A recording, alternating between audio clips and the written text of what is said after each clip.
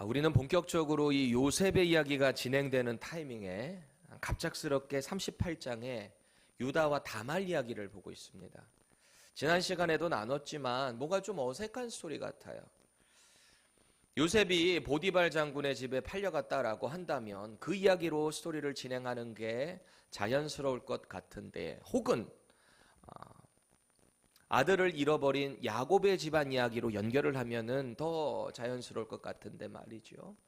뜬금없이 네 번째 아들인 유다의 집안 이야기들이 나오고 있단 말이죠. 그것도 입에 담기도 좀 거북할 만한 그런 스토리가 하나님의 말씀이니 성경책 안에 들어가 있다. 모세오경을 쓴 사람은 누구죠? 모세입니다. 창세기, 출애굽기, 레위기, 민수기, 신명기를 모세가 쓴 경전이다라고 해서 우리는 모세오경이라고 합니다. 창세기를 모세가 썼다는 거예요. 모세가 그럼 어떻게 이런 이야기를 다 알았을까요? 왜긴요, 하나님이 알려주셨으니까 기록을 한 거죠. 그런데 이 스토리를 보면은 모세가 이 글을 쓰면서도 의아했을지 몰라요. 그런데 기록을 하면서 그는 바로 알았을 겁니다. 이 스토리가 들어가야 장차 이 아브라함과 이삭과 야곱의 하나님께서 이스라엘을 통해 장차 보내실 그 모세와 같은 또 다른 선지자, 그 메시아랑 연결이 되는 스토리구나 라는 것을 알게 될 것입니다. 하나님의 말씀이라 그랬어요. 하나님의 분명한 뜻 가운데 이 유다와 다말의 스토리가 필요했다라는 거죠. 훗날 이스라엘 12명의 아들들 중에서 실제적인 장자 역할을 하는 지파가 어디일까요? 힌트. 왕의 가문입니다. 바로 유다예요. 실제적인 장자는 누구죠? 르우벤입니다. 근데 르우벤은 말년에 아버지의 첩이었던 빌하를 범합니다. 그래서 저주를 받아요. 장자의 복을 잃어버려요. 그 이후에 복받는 그 과정을 보면 실제적인 영적인 장자, 실제적인 장자 말고 영적인 장자는 하나님이 레위를 받으십니다. 그래서 이스라엘을 대표하는 영의 장자로 받으세요. 그래서 성전의 일을 하게 하잖아요. 그런데 실제적인 장자는 왕의 가문이 나오는 바로 유다다라는 거예요. 그래서 이 유다의 이야기가 여기 38장에 들어갈 수밖에 없다라는 거예요. 조금 더 나아가 보면 사실은 12아들들 중에서 제일 잘된 사람은 누구예요? 요셉이에요. 그래서 요셉의 두 아들이 있는데 원래는 므낫세와 에브라임입니다. 근데 야곱이 노년에 죽기 전에 손을 엇갈려서 둘째 아들 에브라임을 장자의 복을 주고 장자인 므낫세에게 역시 복을 주지만 동생보다는 작은 복을 받게 돼요. 그런데 둘 다 큰 민족을 이루기는 합니다. 오죽하면 북이스라엘의 가장 큰 민족이 어디죠? 에브라임입니다. 그래서 북이스라엘 10개 지파를 통칭하는 또 다른 표현으로 너 에브라다야, 에브라임아, 그 정도로 큰 민족을 이루기는 합니다. 그럼에도 불구하고 실제적인 왕을 배출하는 가문은 어디다? 유다다. 그래서 실제적인 장자라고 하는 거예요. 이 38장을 통해서 이 다말과 유다를 그 씨를 연결해서 쭉쭉쭉쭉 연결되니 결국 누가 오시는 거예요? 이 땅에 예수님이 오신다는 거예요. 이런 수치스러운 입에 담기도 거북한 스토리를 통해서 메시아가 이 땅에 오신다라는 것 아니겠습니까? 유다의 가문에 있어서 이보다 더 큰 영광이 어디 있겠어요? 그런데 이 가문의 시작을 보면 그렇게 축복된 가문임에도 불구하고 참 기가 막히게 음란하고 아주 죄악이 가득 차 있습니다. 유다는 요셉이 팔려간 이후에 이 죄책감을 숨기지 못했던 것 같아요. 아버지가 사랑하는 이 요셉, 그렇게 편애하고 이 아들에게만 채색 옷을 입혔던, 노동에서 늘 열애시켰던 아들. 근데 그 아들이 옷이 피가 묻어서 왔어요. 죽었구나. 차라리 내가 그 아들과 함께 지금 스올로 가는 게 낫겠다. 내가 그 아들 보러 갈 거야. 아들들, 딸 디나가 와서 아무리 위로를 해도 위로가 먹히지를 않아요. 그런 절망의 상황에 유다도 나름대로는 막으려고 했거든요. 우리가 죽일 필요 뭐 있냐, 차라리 팔아버리자. 그게 유다 아니었겠습니까?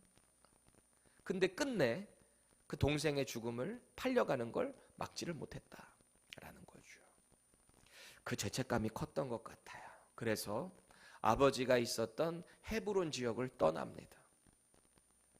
그래서 아둘람 지역으로 이동을 해요. 그 아둘람에 이사해서 거기 가나안 사람 수아라고 하는 사람이 있는데 그 사람의 딸과 눈이 맞아서 결혼을 했습니다. 그게 우리가 지난주에 살펴본 말씀이에요. 그 여자를 통해서 아들 셋을 얻습니다. 그리고 유다는 첫째 아들이었던 엘에게 며느리, 역시 가나안 여인입니다. 다말을 며느리 삼아준 거예요. 그 땅에서 다 해결을 한 거예요. 분명히 다르죠. 이삭은 아브라함은 자기 아들 이삭에 짝지어 주겠다고 여호와를 경외하는 메소포타미아까지 늙은 종을 보내가지고 리브가 데리고 왔거든요. 야곱은 어찌 됐던 형한테 장자권 속여먹고 도망갈 수밖에 없으니 그냥 반강제적으로 메소포타미아로 가서 거기서 하나님을 경외하는 여인을 만난 거 아닙니까? 그 집에 거주하며. 물론 고생도 정말 많이 했죠. 20년이라는 세월 동안. 근데 어찌됐든 하나님을 경외하는 여인들을 만났어요. 그런데 오늘 이 유다의 상황을 보면 이방 여자 만나 결혼하고 아들 셋 냈는데 첫째 며느리도 역시 이방 여인으로 며느리 삼았다라는 겁니다. 하나님 보시기에 이 첫째 아들이 얼마나 악했던지 하나님이 죽여버리셨대요. 성경에 그래요. 하나님이 죽였대요. 너무너무 보시기에 악해서. 그러니 당시 사회적 규범이었어요. 이게 얼마나 구속력이 컸던지 형제 셋이 있는데 큰형이 죽으면 그 며느리가 있잖아요. 여기 형수랑 결혼을 해줘야 돼요. 씨를 전가시켜줘야 된단 말이에요. 그게 당시 고대 근동에서부터 있었던 사회법이고 그게 나중에 성문화까지 되는 계대 결혼인 거예요. 계대. 하나님의 율법으로 성문화될 때는 이런 이유가 있습니다. 그 씨가 끊어지면 안 되니까. 그 대를 이어주고자 하시는 하나님의 배려였던 거예요. 근데 그게 이미 고대부터 그런 전통적인 것들이 구속력을 갖추고 있었다. 이걸 안 하면 수치스럽게 되는 사회적 문화 안에 있었다라는 거예요. 그러니 당연히 장남 엘이 죽으니까 둘째 아들인 오난이 그 형수의 잠자리에 들어가서 씨를 이어줘야 됐던 거예요. 그런데 이 오난이 엄청난 죄를 지었다고 그랬죠. 아버지의 명령도 순종 안 할 뿐 아니라 만약에 자기가 씨를 주면은 자기가 자칫 조금만 가만히 있으면 장자권을 받을 수 있거든요. 근데 씨 주면은 자기 장자권 날아가잖아요. 그러니 잠자리는 계속 가지면서 그 씨를 바깥에다가 버렸다. 그게 죄악이었다. 하나님이 오난도 죽여버리셨어요. 그럼 이제 마지막 아들 셀라 하나 남아있거든요. 근데 좀 어렸던 것 같아요. 이 셋째 아들은. 계대 결혼의 책임은 똑같이 가는데 여기는 어린 거예요. 그러니 유다가 가만히 보니까 이러다가 세 아들 다 잃어버리게 생겼거든요. 책임을 누구한테 전가해요? 저 며느리 잘못 들어가지고. 며느리. 너 친정집에 가서 수절하고 있어. 과부의 옷을 입고 수절하고 있으래. 언제까지? 내 아들 셀라가 장성할 때까지. 그 대를 이어줄 내 아들이 장성할 때까지 거기 가 있어. 그런데 원래 본심은 뭐예요? 줄 마음이 없어요. 유다는. 왜? 이 아들마저 죽어버릴까 봐. 그렇게 유다의 대를 이어서 쭉쭉쭉쭉 가야 예수님이 오시는데 여기서 만약에 끊어져 버리면 유다의 대가 아닌 거잖아요. 하나님은 그때 일을 하시는 거예요. 오늘 본문을 통해서. 당시 유다가 이 하나님의 계획을 알 턱이 없죠. 오늘 이 방법은 참 입에 담기도 부끄러운 이야기입니다. 아주 비정상적입니다. 한편으로는 이런 생각을 해봤어요. 이런 인간의 타락과 음행이 이렇게 중하니까 하나님은 그런 방법을 통해서라도 이 대를 이어가셔야만 했던 겁니다. 하나님의 최선이었던 거예요. 인간은 죄악이지만 하나님은 언제나 선하세요. 우리가 볼 때는 손가락질할 수 있어요. 아이 뭐 성경에 이런 내용이 들어가냐, 남사실업구로 그럴 수 있잖아요. 그런데 하나님은 인간의 죄를 적나라하게 드러내시는 거예요. 우리의 연약함을 그대로 드러내세요. 그래서 이게 성경인 거예요. 하나님의 말씀인 거예요. 오늘 말씀 가운데 신실하게 하나님의 그 구원의 계획을 이루어 나가시는 그림을 보셨으면 좋겠어요. 인간의 죄가 아니라, 이런 음행이 아니라 하나님이 지금 이 현장에서 어떻게 인도를 해 가시는가, 그거를 보기를 축원합니다. 유다가요, 졸지에 집안의 큰아들, 둘째 아들 잃었잖아요. 그래서 다말을 친정으로 보냈습니다. 며느리를. 그 뒤에 한참의 시간이 흐른 것 같아요. 우리 개역개정에는 잠시의 시간이 흐른 것 같지만 원어와 다른 번역본들을 보면 이게 수차례 시간이 흘렀다, 많은 날들이 지났다라는 뜻으로 볼 수 있습니다. 그래서 새 번역으로도 보면은 한참 시간이 지난 후에라고 되어 있어요. 그때 유다에게 또다시 절망이 찾아와요. 두 아들 잃었잖아요. 그리고 막내 셀라 지키겠다고 지금 아내랑 둘이서 이 애 하나 키웠을 거 아니겠습니까? 서로 의지하며 이 아들만큼은 우리 꼭 지킵시다, 그랬을 거 아니에요. 그런데 시간이 한참 지나서 어떤 이유에서였는지 이 사랑하는 아내도 세상을 떠납니다. 그렇게 오늘 본문이 시작되는 거잖아요. 여러분, 유다가 며느리 다말을 친정으로 보낸 이유가 뭐였죠? 그때 당시에 막내 아들 지키겠다고, 이 셀라 지키겠다고. 그러면 얼마나 이 셀라를 더 지극정성으로 키웠겠어요? 아내와 함께. 그렇죠. 서로 의지하며. 하나 남은 자기 씨잖아요. 유다의 하나 남은 씨. 그런데 집안의 귀한 조력자인 아내가 그렇게 세상을 떠났을 때 그 마음이 어땠을 것 같으세요? 말할 수가 없죠. 그 상실감을 표현할 수가 없겠죠. 집에 나만 하는 사람이 없는 거예요. 유다 입장에서 생각할 때, 나는 어떻게 이렇게 되는 게 없냐? 아들들 둘 다 죽어버리고 이젠 아내까지 죽었네. 절망에 절망을 했을지 몰라요. 혹시 내가 그 요셉을 지키지를 못해서 이렇게 된 건가? 자책했을지도 모르겠습니다. 하나님의 약속을 받은 야곱의 아들 유다예요. 약속의 가문이잖아요. 그 이름도, 유다 이름이 뭐냐면 찬양이란 뜻이에요. 하나님을 찬양한다라는 뜻이거든요. 그런 의미를 담고 있는 사람이 지금 살아온 환경을 보니까 하나 거룩한 게 없어요. 그렇죠? 지금 유다가 이런 인생의 절망을 겪고 있을 때, 되는 게 하나 없다, 나 도대체 어떻게 살아야 되나, 이런 타이밍에 그가 했어야만 하는 행동이 뭡니까? 그 이름에 맞게 하나님 찬양하고 하나님을 의지했어야죠. 그렇죠? 하나님께 돌아왔어야죠. 아니면 자기 아버지 야곱이 했던 것처럼 부족하고 늘 속이고 실수 많았지만 하나님께 단을 쌓고 제사 드리고 하나님께 영광 돌렸어야죠. 또 의심한다 할지라도 아버지의 그 믿음을 따라갔어야죠. 그런데 오늘 유다가 하는 행동을 좀 보세요. 그런 절망 가운데 12절 우리 세 번역으로 같이 읽어보겠습니다. 시작. 그 뒤에 오랜 세월이 지나서 소아의 딸 유다의 아내가 죽었다.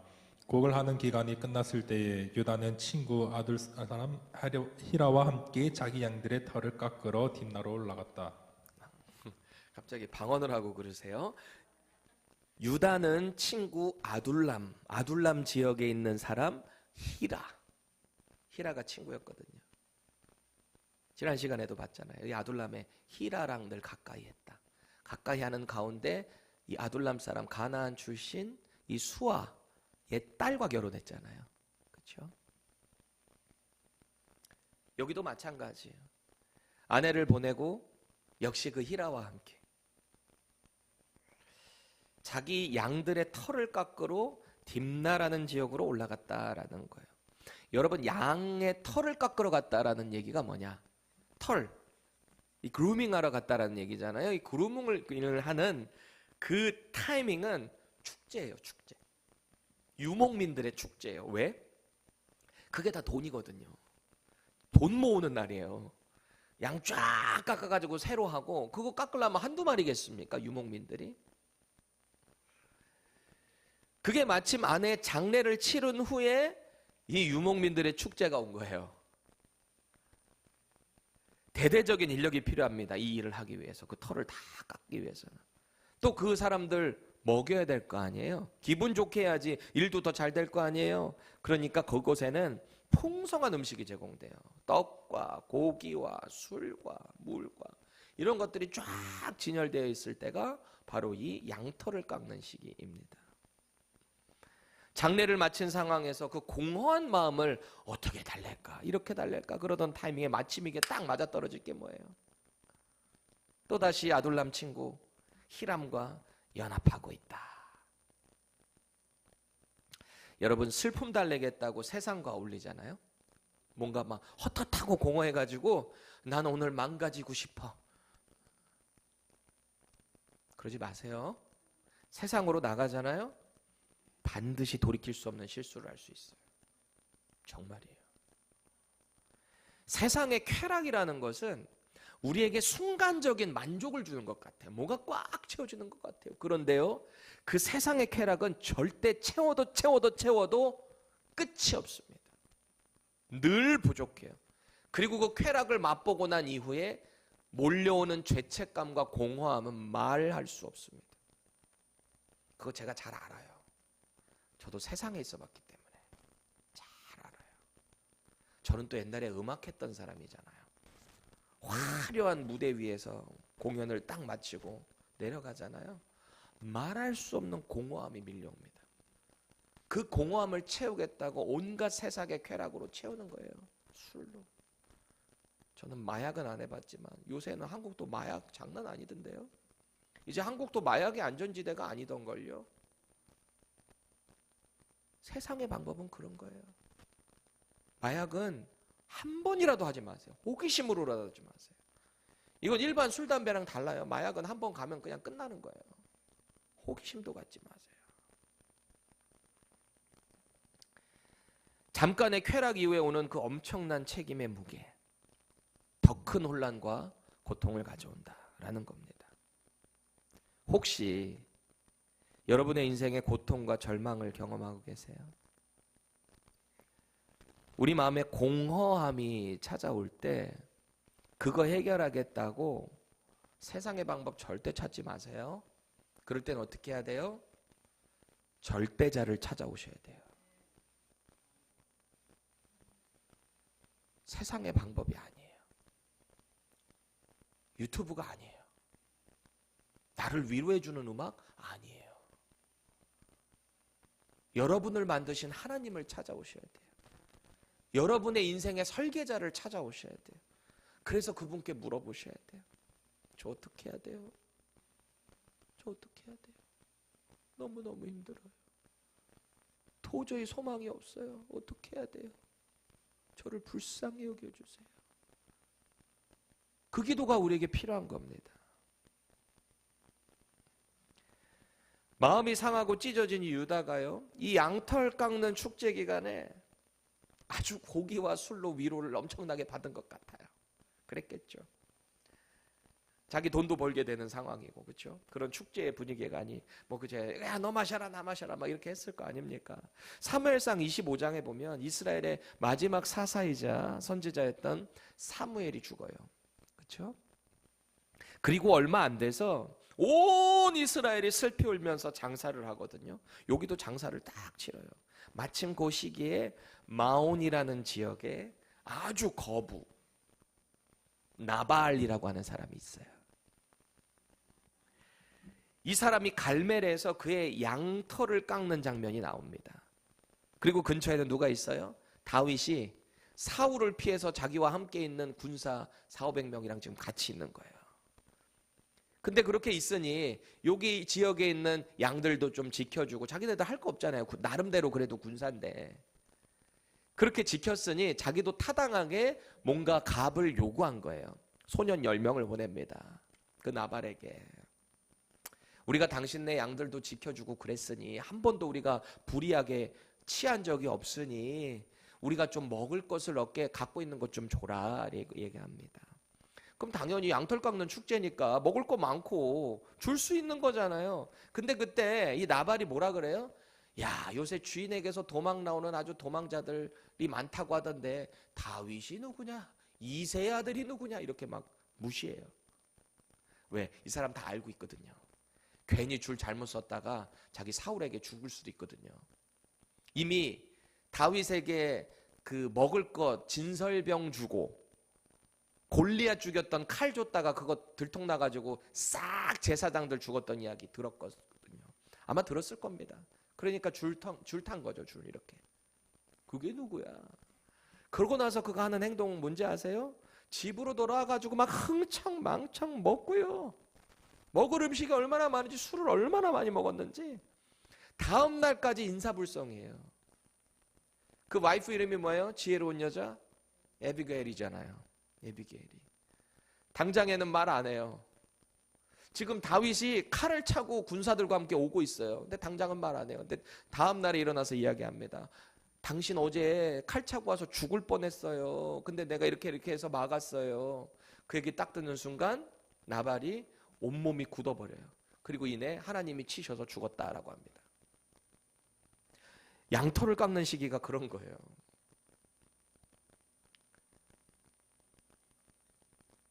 제가 다시 한번 여러분들께 경계해 드립니다. 이런 축제가 있는 장소, 특히 술이 있는 장소, 거룩한 분별력을 잘 유지하셔야 돼요. 그 자신 없으면 거기 가면 안 돼요. 아니, 애당초 사실 안 가는 게 좋습니다. 의인은 악인의 길에 서지 않고 오만한 자의 자리에 앉지 않고, 거기 아예 가면 안 되는 거예요. 사실은 정말 조심해야 됩니다. 우리의 거룩함이 해제되는 장소, 거기에 머물 때 우리는 진짜 경계해야 돼요. 특히 우리 청년들, 방학에 이 PCC의 거룩함이 해제되는 여름방학, 그 기간, 한국으로 3개월 휴가다 해방되는 그 시간, 믿음 다 팔아먹을 수 있습니다. 꼭 경계해야 됩니다. 아무튼 이런 축제의 시기에 일찍이 친정으로 쫓겨난 며느리 다말이 오늘 소환되고 있습니다. 본문에. 마침 누군가가 야, 너 시아버지 지금 여기로 올라온다 그러던데 이 소문을 전달을 해줘요. 이게 다 하나님의 계획 가운데 있는 거예요. 그걸 들어야 계대개론이 성사가 될 거 아니겠습니까? 이 소식을 듣습니다. 아니, 분명히 시아버지 유다가 이셀라가 장성하면 준다고 해놓고서 이미 장성을 했는데, 분명히 받는데 안 주거든요. 반응이 없어요. 그래서 다말이 이 죽은 남편의 그 대를 잇겠다고 결단을 내릴 수밖에 없었다. 이 엄청난 책임감을 소유한 여인입니다. 그 죽은 남편 엘의 그 씨를 잇겠다고. 유다의 씨잖아요, 사실은. 그렇죠? 그런데 그 대를 잇는 방법이 그야말로 인간의 음란한 죄성을 고발하고 있는 것 같아요. 14절 세 번역입니다. 시작. 과부의 옷을 벗고 노을을 써서 얼굴을 가리고 딥나로 가는 길에 있는 에나임 어귀에 앉았다. 그것은 막내 아들 셀라가 이미 다 컸는데도 유다가 자기와 셀라를 짝지어주지 않았기 때문이다. 당시 몸을 팔아서 생계를 유지하던 창녀로 변장한 거예요. 창녀로. 그렇게 길에 서서 너울을 두르고, 왜 과부의 옷이 따로 있거든요. 원래 수절할 때 입는 옷. 그걸 벗어버렸어요. 그리고 너울을 얼굴까지 싹 가리고 길가에 서서 이 시아버지가 지나가기를 기다리고 있는 거예요. 마치 사탄처럼. 창녀로 위장해서. 이 다말이 예상대로 유다가 걸려듭니다.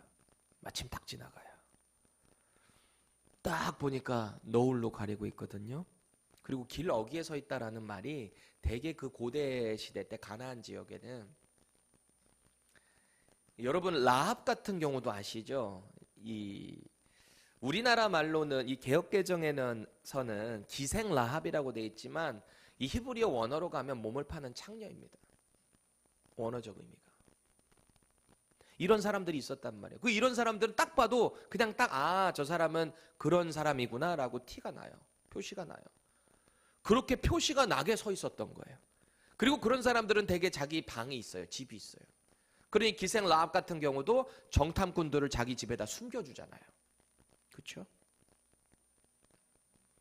그렇게 길에 서 있는 창녀로 변장한 다말을 보고 아, 저거 창녀구나. 유다가 그렇게 착각을 합니다. 그리고 음욕이 타오릅니다. 인간의 죄성이죠. 자기 며느리인지도 모르고 창녀로 인식해버렸어요. 거기서 흥정이 시작됩니다. 내 이 많은 가축대 중에 염소 새끼 한 마리 줄 테니까 나로 그 집에 들어가게 해줘. 그럽니다. 동침하자는 거죠. 그 상황에서 이 유다는 마치 뭐에 홀린 것처럼 막 이렇게 즉흥적이에요. 홀린 것처럼. 원래 죄의 유혹 앞에 딱 쓰면 인간이 막 이렇게 홀린 것처럼 가게 되거든요. 이 도박의 자리, 이런 음란의 자리, 이런 것들에 인간은요 그냥 뭐 홀린 것처럼 가요. 그러니까 아예 가지 말라는 거예요. 그 누구도 자유할 수 없어요. 저를 포함한 누구도 그런 죄의 자리에서 자유하지 못하다는 거예요. 지금 유다는 이 여자가 정말 그런 일을 하는 여잔지 아닌지 뭐 이렇게 분간할 여력이 없어요. 그냥 홀려 들어가는 거예요. 홀려가지고. 신분 확인도 제대로 안 하고요. 내가 지금 이런 일을 하게 될 때 어떤 결과가 내게 올게 될까? 책임이 오게 될까? 신경 쓰지 않습니다. 그저 성적인 욕망에 사로잡혀가지고 앞뒤를 가리지 않고 있어요. 이게 죄의 자리로 끌려가는 인간의 나약함 아닐까요? 유다만 누가 뭐라고 할 수 있겠어요, 지금? 우리 모두의 죄악인데. 다말이 당장은 염소를 못 받으니까 담보를 달라고 요청합니다. 지금 당장 못 주잖아요. 담보 주세요. 그녀에게는 이 담보가 생명줄이 될 거거든요. 과부로 수절하고 있는데 만에 하나 임신을 하게 되면 자기는 죽어요. 돌 맞아 죽어요. 과부가 임신했다는 얘기는 당시에 이 명예살인도 가능한 거예요. 거룩하지 못한 거잖아요. 그 타이밍이 되면 이 담보물을 짜잔 해가지고 자기 생명을 보호받으려고 벌써 여기서부터 계획하고 있었다라는 겁니다. 유다를 향해서 동침의 대가로 요구하는 이 물품들이 뭔가 한번 보세요. 도장, 이렇게 도장 찍는 거 있잖아요. 그 도장하고 그리고 허리끈. 그 사람을 이렇게 상징하는 거거든요. 허리끈. 그리고 그 사람이 들고 다니는 지팡이. 그 사람의 거예요. 이 모든 게 다 유다의 신분과 관련돼 있는 겁니다. 공교롭게 그 세 개를 요구하는 거예요. 그리고 그걸 다 받습니다. 다시 한번 공교롭게도 그 한 번의 잠자리를 통해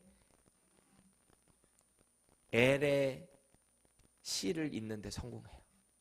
계대 결혼이 성공이 되는 거예요. 여기서.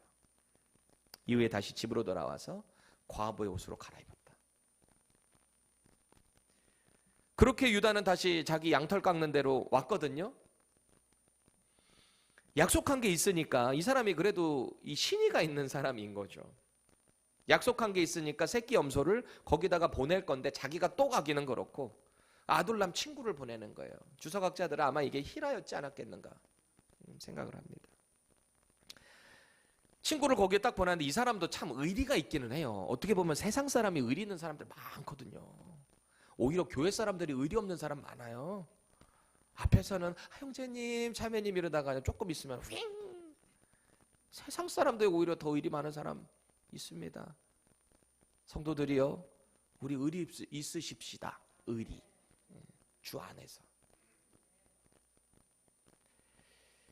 이 친구의 슬픔을 달래준 정도라고 생각하고 아이 그래 그럴 수 있지 내가 갖다 줄게. 히라가 그 장소로 갑니다. 중개자 역할을 한 거죠. 또 하나님의 언약 백성인 유다에 비해서 이 가나안 사람 히라가 왜 이런 일을 흔쾌히 했는가? 가나안 지역 자체가 성적으로 많이 개방되어 있습니다. 성적으로. 왜 그런가? 윤리적으로도 마찬가지고요. 가나안 지역 자체에 유명한 신들 있죠. 풍요의 신. 바알과 아세라. 또 다른 말로 아스타롯이라고도 합니다. 여신이에요. 아세라는. 아스타롯은 여신. 바알은 남신입니다. 풍요의 신이다 보니까 이 부부신이 서로 성적 행위를 통해서 비를 내려준다라고 믿었어요.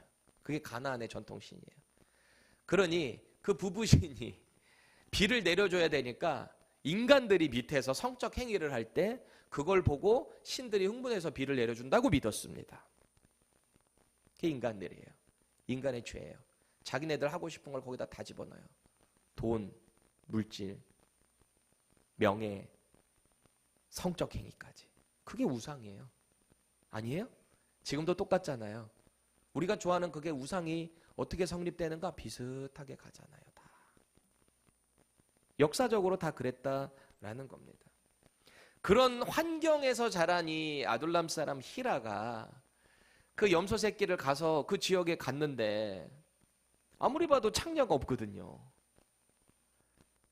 그러니 그 지역 사람들에게 물어봅니다. 여기 창녀가 어디 있습니까? 라고 물어봐요. 우린 여기서 질문을 하다 가져야 됩니다. 지금 생각해보면 정말 말도 안 되는 끔찍한 방법 아니겠습니까? 그 대를 잇겠다, 그렇죠? 근데 왜 다말은 이렇게 대를 잇는 것에 진지했는가? 그렇게 열심이었는가 말이죠. 만약에 요즘 시대에 남편이 죽으면 동생들 있어도 계대 결혼 이런 거 하겠습니까? 당연히 안 되죠. 이상하죠. 하면 안 되죠. 이제는.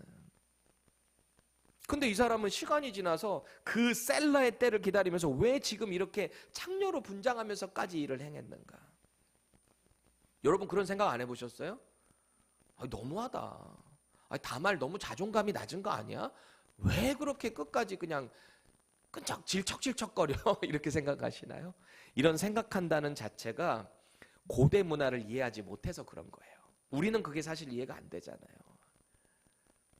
세 가지 이유가 있어요. 지금 다말이 이렇게 자기 시아버지랑 했던 이유가 말이죠. 첫 번째, 자기의 생존과 연결되어 있었기 때문에 그렇게 했다는 거예요. 다말이. 먼저 고대 사회에서 과부는 남편의 재산을 상속받지 못합니다. 살아갈 수가 없어요. 남편이 죽으면. 그러니 자식이 없으면 생계도 유지 안 돼. 살아갈 수 있는 방법이 없는 거예요. 그래서 이스라엘의 약자는 항상 누구와 누구를 먼저 이야기해요? 고아와 과부를 이야기하는 거예요. 그렇죠? 두 번째 이유, 시아버지 유다의 그 불의에 대해서 정당한 요구를 하고 있는 거예요. 어떤 게 불의죠? 셀라를 주겠다 해놓고 안 주고 있는 거거든요. 그게 불의하다는 거예요. 그래서 나는 당신이 어떻게든 안 해주니까 나는 지금 속여서라도 당신의 그 씨를 받아야 되겠다라는 거거든요. 세 번째, 하나님의 언약 계승에 대한 믿음의 행위였다. 성경은 그렇게 해석을 합니다. 우리가 볼 때는 낯뜨겁고 말도 안 되는 행동인데 성경은 이것이 믿음의 행위였다라는 거예요. 다말은 분명한 하나님의 약속의 가문인 아브라함의 대를 잇습니다. 야곱의 가문의 며느리 의식을 인식했다라는 거예요. 그러니 어떻게 해서든지 이 계대 결혼을 성사시켜야 했다라는 거죠. 이건 단순한 개인적인 문제가 아니고요. 훗날 하나님의 구원 계획과 연결되어 있었기 때문에 하나님이 그 과정을 인도하시지 않았겠습니까? 그게 아니었다면 어떻게 이렇게 대담한 행동을 벌였겠습니까? 분명히 오늘 다말이 한 행동은 윤리적으로 심각한 문제를 가지고 있어요. 그렇죠?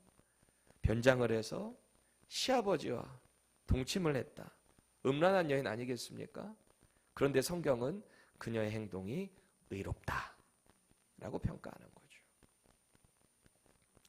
당당히 예수님의 족보에 이름을 올리게 되는 거예요.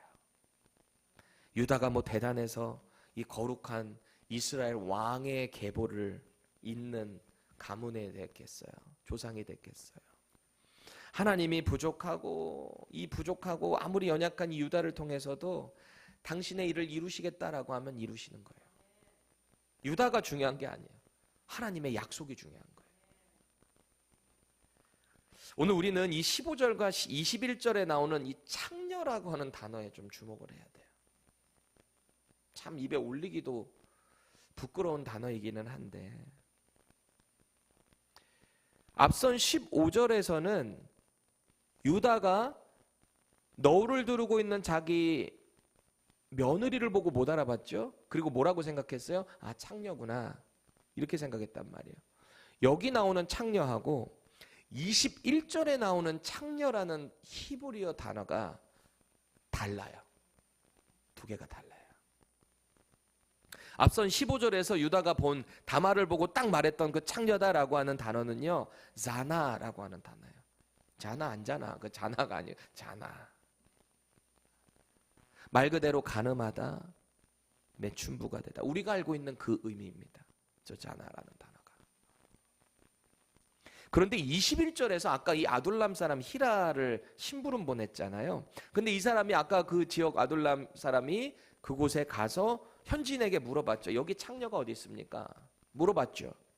근데 그 히라가 말한 창녀라는 단어는 달라요. 아까 자나가 아니에요. 뭐냐? 케데스라고 하는 단어예요. 히브리어로 케데스. 이게 원래 헌신된 자, 신전의 여자 창기를 뜻하는 거예요. 아까 제가 뭐라 그랬어요? 아스다롯이라는 여신을 따르는 신전 창기들이 있었다는 거예요. 당시 이 가나안 지역에 얼마나 그런 문화가 만연되어 있었으면 이 히라가 그 지역에 가자마자 뭐라고 물어봤다는 거예요? 여기에 그 신전 창기 어디 있습니까? 라고 물어본 거예요. 이 케데사라고 하는 단어 자체가 원래 거룩하다라는 뜻의 코데시라고 하는 단어에서 파생된 거예요. 거룩하다. 그러니까 아까 신전 창기는 거룩한 자인 거예요. 그게 가나안의 문화였다고요.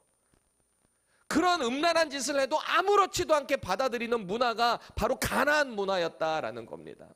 유다가 그런 지역에서 그런 몹쓸 행동을 하며 불의를 행하다가 결국 자기 며느리와 계대 결혼을 성사시키게 되는 장면인 거죠.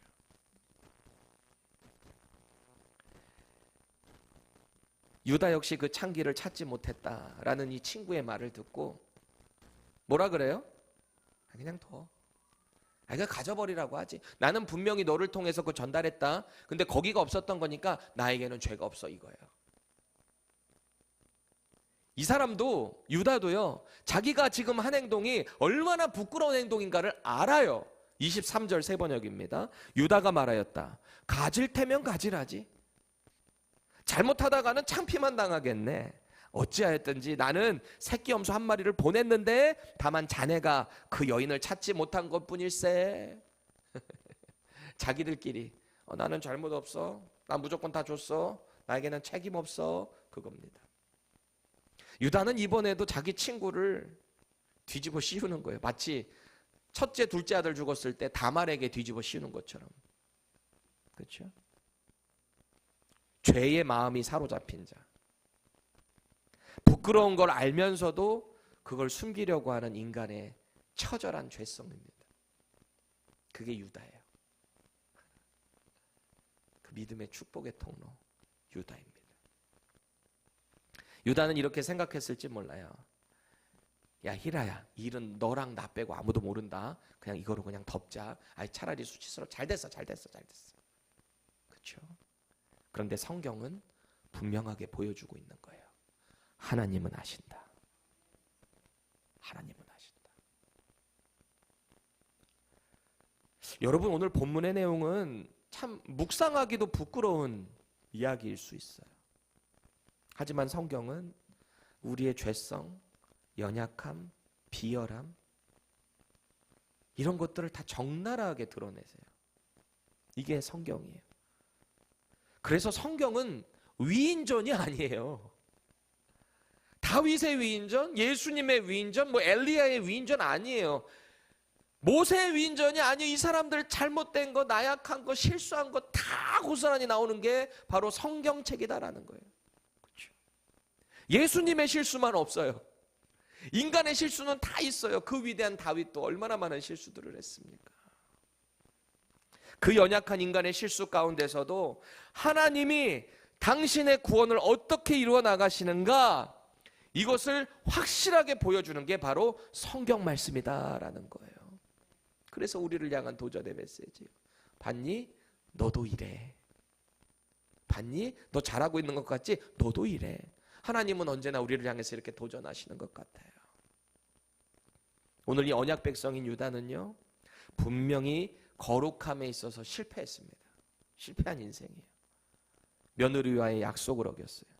육신의 욕망에도 넘어졌어요. 또 무책임하게 자기 책임을 회피했어요. 이게 저와 여러분들의 모습 아닌가요?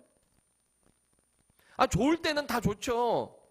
신앙생활 좋을 땐 다 좋죠. 환경 좋을 땐 다 똑같이 하죠. 근데 정작 우리에게 문제가 닥칠 때, 위기가 찾아올 때, 그때 어떻게 반응하느냐가 우리 진짜 믿음이에요. 지금 좋을 땐 다 좋죠. 유혹이 우리 앞에 다가올 때, 물질과 하나님이라는 유혹이 다가올 때, 성적인 유혹이 다가올 때, 누가 자기를 자부할 수 있겠어요? 하나님의 도우심 없으면 우리 다 넘어져요. 저도 마찬가지예요. 부단히 애를 쓰는 거예요. 저도. 그러니까 우리는 다 마찬가지로 연약한 죄인이다. 용서받은 죄인이다. 이 사실을 잃어버리면 안 돼요. 잊어버리지 마세요. 하나님은 우리의 실패와 죄 속에서도 당신의 구원 계획을 신실하게 이루어 가십니다. 우리의 죄를 정당화하는 게 아니에요. 우리가 죄를 지어도 하나님은 늘 일하시니까, 이거는 방종입니다. 죄를 아무렇지도 않게 여기는 거는 더 심각하게 얘기하면 내 안에 성령님이 안 계신 거예요.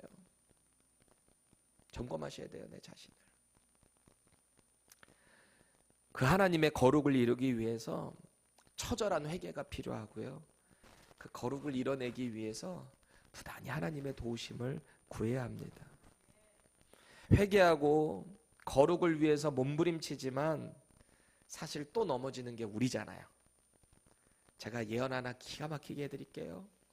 여러분 죽는 그날까지 실수하고 넘어질 겁니다. 제 말이 틀린가 나중에 한번 저한테 얘기해 보세요. 죽기 직전에 목사님 틀렸어요. 나는 평생을 거룩하게 살았어요. 우리 넘어져요. 하지만 넘어질 걸 알고 우리에게 회개의 기회를 언제나 허락해 주시는 거예요. 우리의 마음에 성령 하나님의 찔림을 통해서 너 이건 아닌 것 같다. 돌이켜야 한다. 라고 말이죠. 그게 하나님의 사람의 은혜가 아닐까 싶어요. 유다는 이렇게 부족했지만 하나님의 귀한 언약의 통로로 쓰임받는 것을 봅니다. 이게 바로 하나님의 은혜예요. 우리는 하나님의 은혜를 날마다 사모해야 되는 거예요. 죄 많고 연약한 우리의 인생 가운데 당신의 구원 계획을 보여주세요. 그리고 그 길을 같이 걸어가자 하시는 분이 우리 하나님이세요. 그렇다면 그분의 긍휼을 자꾸 바라보셔야죠. 하나님은 우리에게 언제나 내 아들 예수처럼 완벽하게 살아야 돼? 이러시지 않아요. 완전하라라고 하긴 하십니다. 우리가 죽는 그날까지 그리스도의 장성한 분량에 차라라고 도전은 하십니다. 근데 이 땅에서 누가 그거 이룰 수 있어요? 사도 바울 선생님께서도 내가 한참 멀었다. 우리는요, 말할 게 뭐 있겠습니까? 그래서 이게 은혜예요. 우리의 죄를 안일하게 만드는 면죄부를 드리는 게 아닙니다. 거룩한 회개의 자리로 이끄는 그 하나님의 은혜를 자꾸 바라보셔야 돼요. 이 은혜를 경험한 사람은, 진짜 주님의 은혜를 경험한 사람은 서서히 죄가 안 지어지게 돼요. 내가 막 하려고 안 하는 게 아니고, 안 하려고 그러는 게 아니고요. 성령이 내 안에 계시니 자연스럽게 그런 죄된 자리들이 멀어지더라라는 거예요. 그러니까 예전에는 10번 지었던 죄가 조금 지나면 9번 짓고 8번 짓고 서서히 줄어들어가는 거지 0이 될지는 모르겠어요. 한 번, 두 번은까지 줄어들지는 모르겠지만 우린 죽는 그날까지 이 거룩의 삶을 살아가야 하는 것 아니겠습니까? 각자 질문해 보세요. 거룩을 지켜야 되는 이 언약의 책임 앞에서 나는 이 책임을 누군가에게 돌리고 있지는 않나? 심지어는 나에게 내가 그렇지 뭐 이러면서 타협하고 계시지 않습니까? 죄에 대해서. 그러시면 안 돼요. 혹시 아무도 모를 것이라고 여기는 그 죄, 하나님은 다 보고 계신다는 거 아십니까? 인식하고 계십니까? God watches you.